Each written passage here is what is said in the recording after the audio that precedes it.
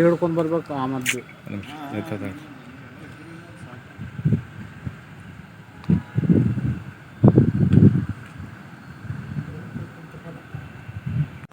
ಎಲ್ಲರಿಗೂ ನಮಸ್ಕಾರ.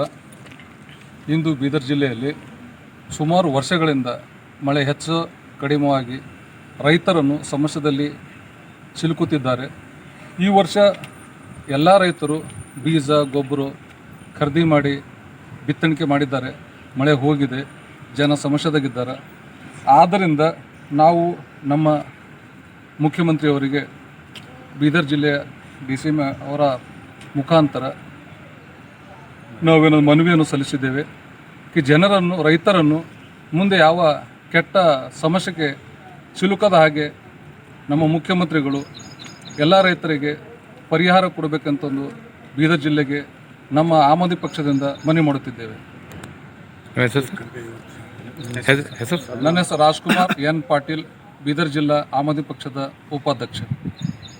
ಇವತ್ತು ಬೀದರ್ ಜಿಲ್ಲೆಯಲ್ಲಿ ಭಾಳಷ್ಟು ರೈತರು ತೊಂದರೆಯಲ್ಲಿದ್ದಾರೆ.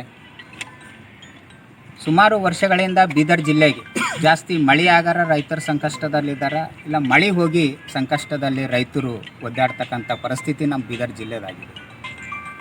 ಈ ವರ್ಷ ಕೂಡ ರೈತರು ಬೀಜ ಆಮೇಲೆ ಗೊಬ್ಬರ ಎಲ್ಲ ತೊಗೊಂಡು ಬಂದು ಒಂದು ಮಳೆ ಆಸೆ ಮೇಲೆ ಏನಂದ್ರೆ ಎಲ್ಲ ಬಿತ್ತುಣಿಕೆಗಳು ಮಾಡಿದ್ದಾರೆ, ಎಲ್ಲ ಸಾಲ ತೊಗೊಂಡು ಬಂದು ಮಾಡಿದ್ದಾರೆ ಬಿತ್ತುಣಿಕೆ.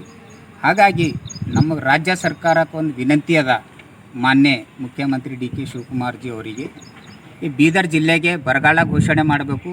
ಪ್ರತಿ ಎಕರೆಗೆ 50,000 ಕೂಡಲೇ ರಿಲೀಸ್ ಮಾಡಬೇಕು. ಯಾಕಂದ್ರೆ ಸಾಲ ತಂದು ರೈತರೆಲ್ಲ ಬೀಜ ಬಾಣ ತಂದು ಅನ್ನೋದು ಹೊಲ್ದಾಗ ಹಾಕ್ಯಾರ. ಇವತ್ತು ಸಾಲದವ್ರು ಅವ್ರಿಗೆ ಕಾಟ ಕೊಡ್ತಕ್ಕಂಥ ಸಮಯ ಬರ್ಬೋದು.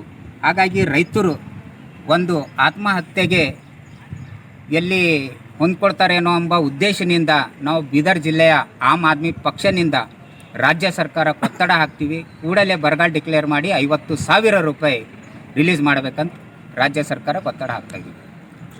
ಆಮ್ ಆದ್ಮಿ ಪಾರ್ಟಿಗೆ ಜಯವಾಗಲಿ. ಆಮ್ ಆದ್ಮಿ ಪಾರ್ಟಿಯ ಬೀದರ್ ಜಿಲ್ಲೆಯ ಅಧ್ಯಕ್ಷ ಸಿದ್ದು ಪುಲಾರಿ. ಅರವಿಂದ್ ಕೇಜ್ರಿವಾಲ್ ಅವರಿಗೆ, ಅರವಿಂದ್ ಕೇಜ್ರಿವಾಲ್ ಅವರಿಗೆ, ಆಮ್ ಆದ್ಮಿ ಪಾರ್ಟಿಗೆ, ಆಮ್ ಆದ್ಮಿ ಪಾರ್ಟಿಗೆ, ಆಮ್ ಆದ್ಮಿ ಪಾರ್ಟಿಗೆ, ಅರವಿಂದ್ ಕೇಜ್ರಿವಾಲ್ ಅವರಿಗೆ.